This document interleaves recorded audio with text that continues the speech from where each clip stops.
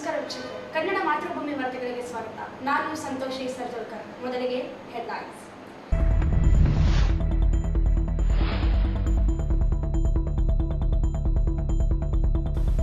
June 1ರಂದು Kannada ಕಾರ್ಯಕರ್ತರ ಶಿಬಿರ, ಕನ್ನಡ ಜಾಗೃತಿ ಗೋಷ್ಠಿ, ಅಶೋಕ್ ಕುಮಾರ್ ಜೈನ್.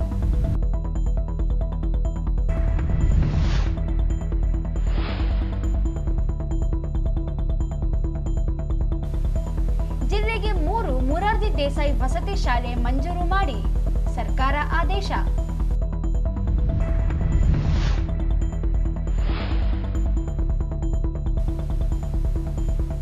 ಎಚ್ ಮ್ಯಾದರ್ಗೆ ಕನ್ನಡ ಪುಸ್ತಕ ಪ್ರಾಧಿಕಾರದಿಂದ ಮುಖಪುಟ ಚಿತ್ರ ವಿನ್ಯಾಸ ಬಹುಮಾನ.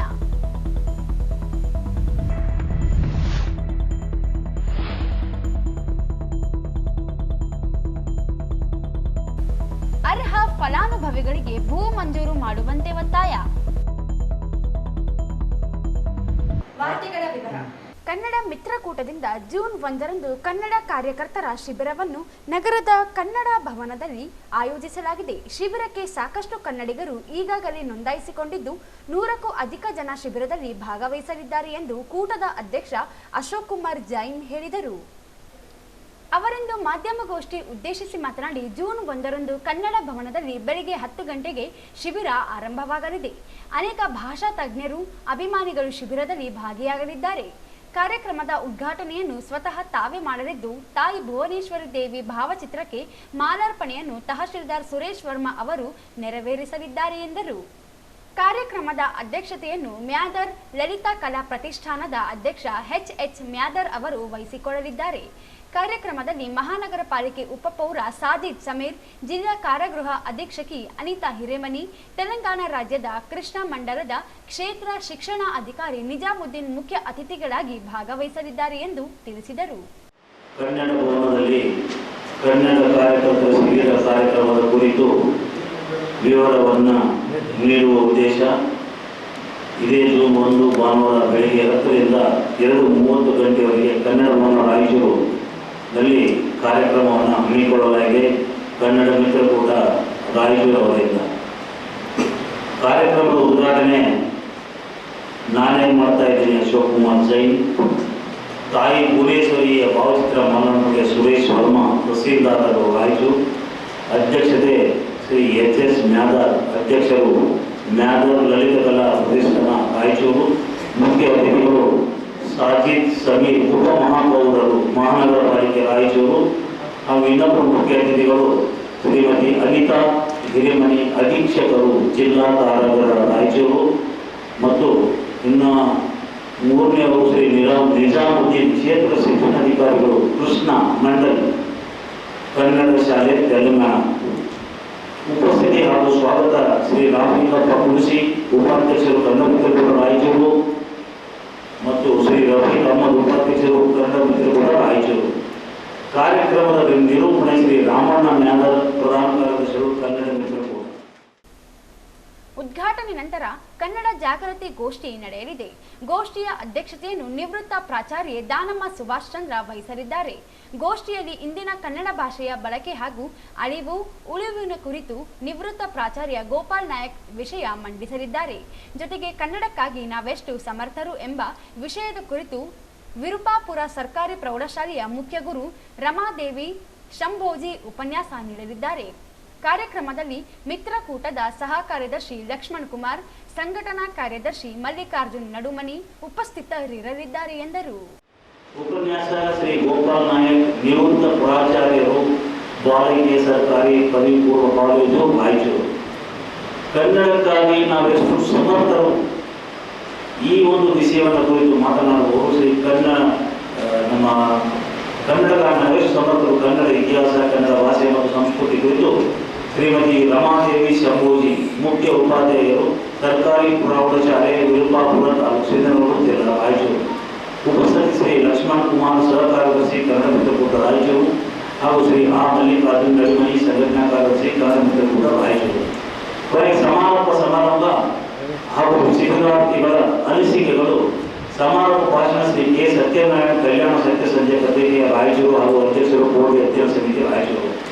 ಅಧ್ಯಕ್ಷತೆ ಶ್ರೀ ಅಶೋಕ್ ಕುಮಾರ್ ಸಿ ಕೆ ಜೈನ್, ಅಧ್ಯಕ್ಷರು ಕನ್ನಡ ಮುಖ್ಯ ಅತಿಥಿಗಳು ಶ್ರೀಮತಿ ದೇವೇಂದ್ರಮ್ಮ, ಕವಿಯತ್ರಿ ಹಾಗೂ ಸಂಚಾರಿ ನಿಯಂತ್ರಣ ಅಧಿಕಾರಿಗಳು, ಕಲ್ಯಾಣ ಕರ್ನಾಟಕ ಸಾಹಿತ್ಯ ಸಂಸ್ಥೆ ರಾಯಚೂರು. ಉಪಸ್ಥಿತಿ ಶ್ರೀ ಬಸೀರಮ್ಮ ಹೊಸಮನಿ ಸಂಸ್ಥಾಪಕರು, ಕನ್ನಡ ಮಿತ್ರಕೂಟ ಹಾಗೂ ಹೊಸಮನಿ ಪ್ರಕಾಶನ ರಾಯಚೂರು. ಉಪಸ್ಥಿತಿ ಮತ್ತು ವಂದನಾ ಪಡೆ ಶ್ರೀ ಚಂದ್ರಶೇಖರ್ ಪಾಟೀಲ್, ಸಂಘಟನಾ ಕಾರ್ಯದರ್ಶಿ, ಕನ್ನಡ ಮಿತ್ರಕೂಟ ರಾಯಚೂರು. ಈ ರೀತಿ ಒಂದು ಆಹ್ವಾನ ಪತ್ರಿಕೆಯನ್ನು ತಮ್ಮ ಗಮನಕ್ಕೆ ತರಲಾಗಿದೆ. ಹಾಗಾಗಿ ಈ ರೀತಿ ಒಂದು ಕಾರ್ಯಕ್ರಮವನ್ನು ಸಮಾರೋಪ ಸಮಾರಂಭದಲ್ಲಿ ಕೋಟೆ ಅಧ್ಯಯನ ಸಮಿತಿಯ ಅಧ್ಯಕ್ಷ ಕೆ ಸತ್ಯನಾರಾಯಣ ಮಾತನಾಡಲಿದ್ದು, ಮುಖ್ಯ ಅತಿಥಿಗಳಾಗಿ ಕೆಎಸ್ಆರ್ಟಿಸಿ ನಿಯಂತ್ರಣ ಅಧಿಕಾರಿ ದೇವೇಂದ್ರಮ್ಮ, ಮಿತ್ರಕೂಟದ ಸಂಘಟನಾ ಕಾರ್ಯದರ್ಶಿ ಚಂದ್ರಶೇಖರ್ ಪಾಟೀಲ್ ಇರಲಿದ್ದಾರೆ ಎಂದು ತಿಳಿಸಿದರು. ಈ ಸಂದರ್ಭದಲ್ಲಿ ರಾಮಣ್ಣ ಮ್ಯಾದರ್, ರಾಮಲಿಂಗಪ್ಪ, ರಫೀಕ್ ಅಹಮದ್, ಇಮಾಮುದ್ದೀನ್, ಬಶೀರ್ ಅಹಮದ್ ಹೊಸಮನಿ ಸೇರಿದಂತೆ ಅನೇಕರು ಇದ್ದರು. 2025-26ನೇ ಸಾಲಿನಲ್ಲಿ 50 ಸಂಖ್ಯಾಬಲದ 25 ಮುರಾರ್ಜಿ ದೇಸಾಯಿ ವಸತಿ ಶಾಲೆಗಳನ್ನು ಹಾಗೂ 25-26ನೇ ಸಾಲಿನಲ್ಲಿ 25 ಮುರಾರ್ಜಿ ದೇಸಾಯಿ ವಸತಿ ಶಾಲೆಗಳನ್ನು ಪ್ರಾರಂಭಿಸಲು ಸರ್ಕಾರ ಆದೇಶಿಸಿದೆ. ರಾಯಚೂರು ಜಿಲ್ಲೆಯ ಸಿಂಧನೂರು ತಾಲೂಕಿನ ಚನ್ನಹಳ್ಳಿ, ಮಸ್ಕಿಪಟ್ಟಣ ಹಾಗೂ ಸಿರವಾರ್ ಪಟ್ಟಣದಲ್ಲಿ ಅಲ್ಪಸಂಖ್ಯಾತರ ಮುರಾರ್ಜಿ ದೇಸಾಯಿ ವಸತಿ ಶಾಲೆಗಳನ್ನು ಪ್ರಾರಂಭಿಸಲು ಸರ್ಕಾರ ಆಡಳಿತಾತ್ಮಕ ಮಂಜೂರಾತಿ ನೀಡಿ ಆದೇಶಿಸಿದೆ. ರಾಜ್ಯದ 20 ಅಲ್ಪಸಂಖ್ಯಾತರ ಮುರಾರ್ಜಿ ದೇಸಾಯಿ ವಸತಿ ಶಾಲೆಗಳನ್ನು ಪ್ರಾರಂಭಿಸಲು ಸರ್ಕಾರ ಆದೇಶಿಸಿದ್ದು, ಪ್ರತಿ ಶಾಲೆಗೆ ಒಬ್ಬರು ಪ್ರಾಚಾರ್ಯರು, ಕನ್ನಡ ಭಾಷಾ ಶಿಕ್ಷಕರು, ಆಂಗ್ಲ ಭಾಷಾ ಶಿಕ್ಷಕರು, ಉರ್ದು ಭಾಷಾ ಶಿಕ್ಷಕರು, ಗಣಿತ ಶಿಕ್ಷಕರು, ಸಮಾಜ ವಿಜ್ಞಾನ ಶಿಕ್ಷಕರು, ವಸತಿ ನಿಲಯದ ಮೇಲ್ವಿಚಾರಕರು, ಅಡುಗೆ ಸಿಬ್ಬಂದಿ, ಅಡುಗೆ ಸಹಾಯಕರು ಹಾಗೂ ಗ್ರೂಪ್ ಡಿ ತಲಾ 1 ಹುದ್ದೆಗಳನ್ನು ಸೃಜಿಸುವಂತೆ ಆದೇಶದಲ್ಲಿ ಉಲ್ಲೇಖಿಸಲಾಗಿದೆ. ವಸತಿ ಶಾಲೆಗೆ ಬೇಕಾದ ಬೋಧಕ ಸಿಬ್ಬಂದಿ ಶಿಕ್ಷಕರನ್ನು ಹಾಗೂ ಅಡುಗೆ ಸಿಬ್ಬಂದಿ ಮತ್ತು ಡಿ ಗ್ರೂಪ್ ನೌಕರರನ್ನು ಹೊರಗುತ್ತಿಗೆ ಆಧಾರದ ಮೇಲೆ ಪ್ರಾಚಾರ್ಯ ಹಾಗೂ ವಸತಿ ನಿಲಯದ ಮೇಲ್ವಿಚಾರಕರನ್ನು ನಿಯೋಜನೆ ಮಾಡಲು ಅಲ್ಪಸಂಖ್ಯಾತರ ಕಲ್ಯಾಣ ಮತ್ತು ಹಜ್ ವಕ್ಫ್ ಇಲಾಖೆಯ ಸರ್ಕಾರದ ಅಧೀನ ಕಾರ್ಯದರ್ಶಿ ಎಸ್ ಏಜಸ್ ಪಾಷಾ ಆದೇಶ ಹೊರಡಿಸಿದ್ದಾರೆ. ಈ ಹಿಂದೆ ವಿಧಾನ ಪರಿಷತ್ ಸದಸ್ಯ ಎ ವಸಂತಕುಮಾರ್ ಜಿಲ್ಲೆಗೆ ಅಲ್ಪಸಂಖ್ಯಾತರ ವಿದ್ಯಾರ್ಥಿಗಳ ಶೈಕ್ಷಣಿಕ ಅಭಿವೃದ್ಧಿಗೆ ಮುರಾರ್ಜಿ ವಸತಿ ಶಾಲೆಗಳನ್ನು ಮಂಜೂರು ಮಾಡುವಂತೆ ಮನವಿ ಮಾಡಿದ್ದರು. ಇದೀಗ ಮನವಿಗೆ ಸ್ಪಂದಿಸಿದ ಸರ್ಕಾರ ವಸತಿ ಶಾಲೆಗಳನ್ನು ಮಂಜೂರು ಮಾಡಿ ಮೇ 28ರಂದು ಆದೇಶಿಸಿದೆ. ಉಸಕ್ತ ಪ್ರಾಧಿಕಾರದಿಂದ ಜೂನ್ 4ರಂದು ಬೆಂಗಳೂರಿನ ರವೀಂದ್ರ ಕಲಾಕ್ಷೇತ್ರದಲ್ಲಿ ಹಮ್ಮಿಕೊಂಡಿರುವ 2021, 2022, 2023 ಹಾಗೂ 2024ನೇ ಸಾಲಿನ ವಾರ್ಷಿಕ ಪ್ರಶಸ್ತಿ ಪ್ರದಾನ ಹಾಗೂ ಜೂಕರ್ ಪ್ರಶಸ್ತಿ ವಿಜೇತೆ ಬಾನು ಮುಷ್ತಾಕ್ ಅವರಿಗೆ ಅಭಿನಂದನಾ ಸಮಾರಂಭದಲ್ಲಿ ನೀಡಲಾಗುವ ಮುಖಪುಟ ಚಿತ್ರ ವಿನ್ಯಾಸ ಬಹುಮಾನವನ್ನು ರಾಯಚೂರಿನ ಕಲಾವಿದ ಎಚ್ ಮ್ಯಾದರ್ ಅವರಿಗೆ ಪ್ರದಾನ ಮಾಡಲಾಗುತ್ತಿದೆ. ಅಮೂಲ್ಯ ಮತ್ತು ಡಾಕ್ಟರ್ ರಾಜ್ಕುಮಾರ್ ಕುರಿತು 100 ಚುಕ್ಕಿ ಚಿತ್ರ ಸಂಪುಟ ಕೃತಿಯ ಮುಖಪುಟ ಚಿತ್ರ ವಿನ್ಯಾಸ ಬಹುಮಾನವನ್ನು ಮ್ಯಾದರ್ ಅವರು ಪಡೆದುಕೊಂಡಿದ್ದಾರೆ. ರೂಪದಲ್ಲಿ ಹೊರತಂದೆ. ಆಮೇಲೆ ಈ ಇತ್ತೀಚೆಗೆ ಏನಪ್ಪ ಅಂತ ಹೇಳಿದ್ರೆ ಕರ್ನಾಟಕ ಪುಸ್ತಕ ಪ್ರಾಧಿಕಾರದವರು ಪುಸ್ತಕ ಮತ್ತು ಪುಸ್ತಕದ ಮುಖಪುಟ ವಿನ್ಯಾಸಕ್ಕೆ ಬಹುಮಾನಕ್ಕಾಗಿ ಅರ್ಜಿ ಕರೆದಿದ್ದರು. ಆ ಒಂದು ಪೇಪರಲ್ಲಿ ಬಂದಂಥ ಒಂದು ಜಾಹೀರಾತನ್ನು ನಮ್ಮ ಮಿತ್ರ ಅಂತ ಬಶೀರ್ ಅಹಮದ್ ಹೊಸಮನಿಯವರು ಪತ್ರಿಕೆಯಲ್ಲಿ ಬಂದದ್ದನ್ನು ನನಗೆ ತಿಳಿಸಿದಾಗ ನಾನು ಅದಕ್ಕೆ ಅರ್ಜಿ ಹಾಕಿಕೊಂಡೆ. ಆಗ ಇದು ಮುಖಪುಟ ಚಿತ್ರ ಮತ್ತು ವಿನ್ಯಾಸಕ್ಕಾಗಿ ನನಗೆ ಬಹುಮಾನಕ್ಕೆ ಆಯ್ಕೆ ಮಾಡಿದ್ದಾರೆ. ನಾಳೆ ಜೂನ್ 4ನೇ ತಾರೀಕು ಬೆಂಗಳೂರಿನ ರವೀಂದ್ರ ಕಲಾಕ್ಷೇತ್ರದಲ್ಲಿ ಬಹುಮಾನ ಕೊಡ್ತಕ್ಕಂಥ ಕಾರ್ಯಕ್ರಮ ಇಟ್ಕೊಂಡಿದ್ದಾರೆ. ಎಲ್ಲರಿಗೂ ಗೊತ್ತಿದ್ದಂತೆ ರಾಜ್ಕುಮಾರ್ ಅವರು ನಮ್ಮ ನಾಡಿನ ಭಾಷೆ ಮತ್ತು ಸಂಸ್ಕೃತಿ ವಿಷಯದಲ್ಲಿ ಸಾಕಷ್ಟು ಅವರು ಮಾದರಿಯಾಗಿದ್ದಾರೆ.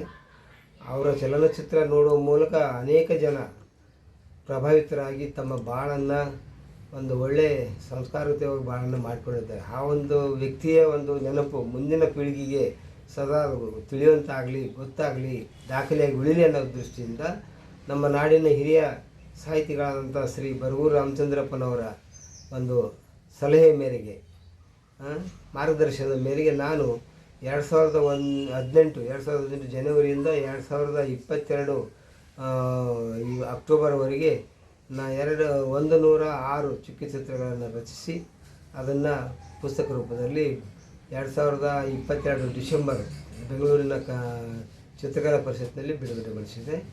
ಆ ಒಂದು ಕಾರ್ಯಕ್ರಮಕ್ಕೆ ಬರಗೂರು ಸರು ಮತ್ತು ಹಂಸಲೇಖ ಅವರು ಮತ್ತು ರಾಘವೇಂದ್ರ ರಾಜ್ಕುಮಾರ್ ಬಂದು ಕಾರ್ಯಕ್ರಮವನ್ನು ನಡೆಸಿಕೊಟ್ರು. ಅರ್ಹ ಫಲಾನುಭವಿಗಳು ಫಾರಂ ನಂಬರ್ 50, 53 ಮತ್ತು 57ರ ಅರ್ಜಿಗಳನ್ನು ಸಲ್ಲಿಸಿ ಉಳಿಮೆ ಮಾಡುತ್ತಿರುವ ಭೂಹೀನ ಕುಟುಂಬಗಳಿಗೆ ಭೂ ಮಂಜೂರು ಮಾಡುವಂತೆ ಒತ್ತಾಯಿಸಿ ಭೂಮಿ ಮತ್ತು ವಸತಿ ಹೋರಾಟ ಸಮಿತಿ ವತಿಯಿಂದ ಜಿಲ್ಲಾಧಿಕಾರಿಗಳಿಗೆ ಮನವಿ ಸಲ್ಲಿಸಿ ಒತ್ತಾಯಿಸಿದರು. ರಾಯಚೂರು ತಾಲೂಕಿನ ರಾಯಚೂರು ಹೋಬಳಿಯ ಕುರುಬದೊಡ್ಡಿ ಗ್ರಾಮದಲ್ಲಿ ಬರುವ ಸರ್ವೆ ನಂಬರ್ 16/P1 ಸರ್ಕಾರಿ ಗೈರಾಣಿ ಜಮೀನು ವಿಸ್ತೀರ್ಣ 147 ಎಕರೆಯಲ್ಲಿ ಸುಮಾರು ವರ್ಷಗಳಿಂದ ಅತ್ಯಂತ ಭೂಹೀನ ಕುಟುಂಬಗಳು ಫಾರಂ ನಂಬರ್ 50, 53 ಹಾಗೂ 57 ಅರ್ಜಿಯನ್ನು ಸಲ್ಲಿಸಿ ಸಾಗುವಳಿ ಮಾಡುತ್ತಿರುವ ಜಮೀನಿನಲ್ಲಿ 24(1), 252, 265(3) ಒಟ್ಟು ಭೂಮಿಯನ್ನು 61 ಎಕರೆ ಗುಂಟೆ ಭೂಮಿಯನ್ನು ಮಂಜೂರು ಮಾಡಿರುತ್ತಾರೆ.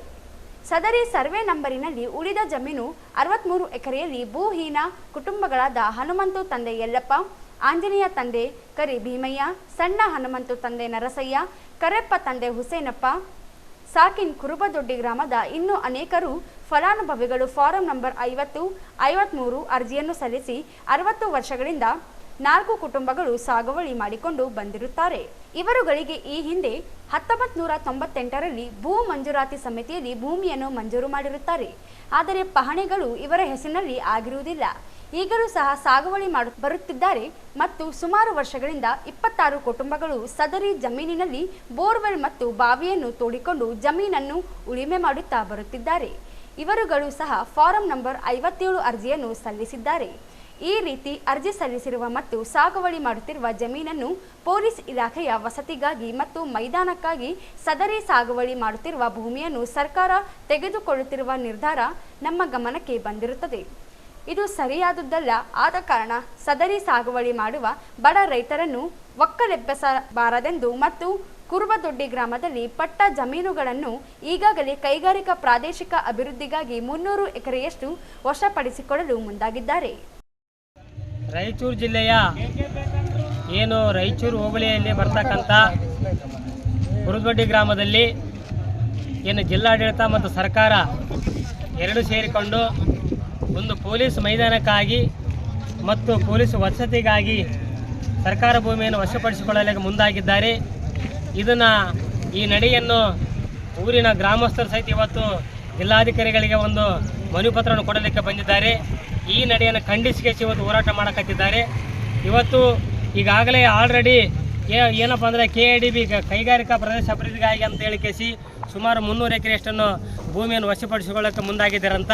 ಆ ಜೊತೆಯಲ್ಲಿ ಸಹಿತ ಇವತ್ತೇನಪ್ಪ ಸರ್ಕಾರ ಇಲ್ಲಿನ ಜಿಲ್ಲಾಡಳಿತ ಸಹಿತ ಒಂದು ಪೊಲೀಸ್ ಮೈದಾನಕ್ಕಾಗಿ ಸರ್ಕಾರದ ಭೂಮಿಯನ್ನು ಗೈರಾಣ ಭೂಮಿಯಲ್ಲಿ ವಶಪಡಿಸಿಕೊಳ್ಳುವುದರ ಮುಖಾಂತರ ಜನರಿಗೆ ಅನ್ಯಾಯ ಮಾಡಕತ್ತಿದ್ದಾರೆ.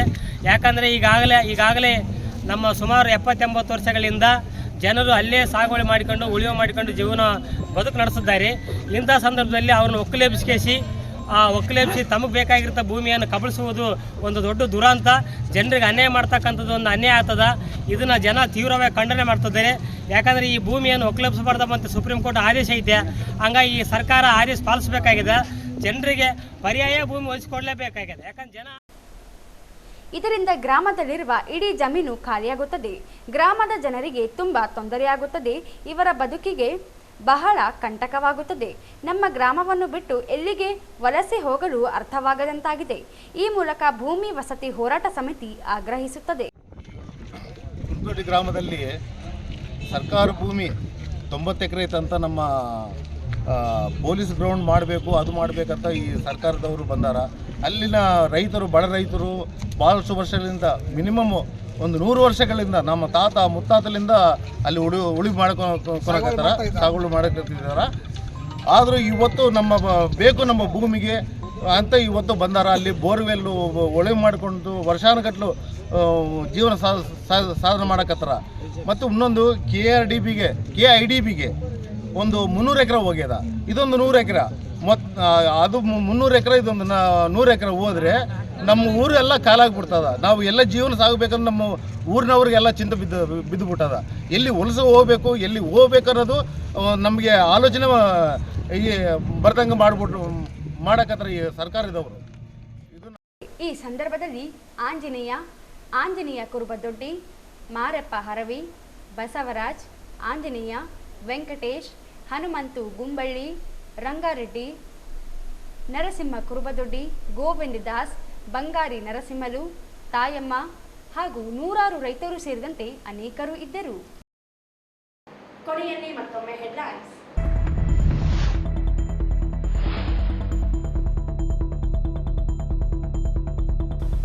ಜೂನ್ 1ರಂದು ಕನ್ನಡ ಕಾರ್ಯಕರ್ತರ ಶಿಬಿರ, ಕನ್ನಡ ಜಾಗೃತಿ ಗೋಷ್ಠಿ, ಅಶೋಕ್ ಕುಮಾರ್ ಜೈನ್.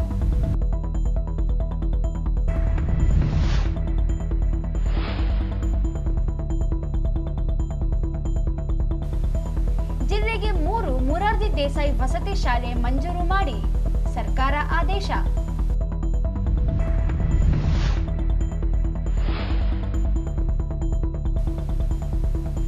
HH ಮ್ಯಾದರ್ಗೆ ಕನ್ನಡ ಪುಸ್ತಕ ಪ್ರಾಧಿಕಾರದಿಂದ ಮುಖಪುಟ ಚಿತ್ರ ವಿನ್ಯಾಸ ಬಹುಮಾನ.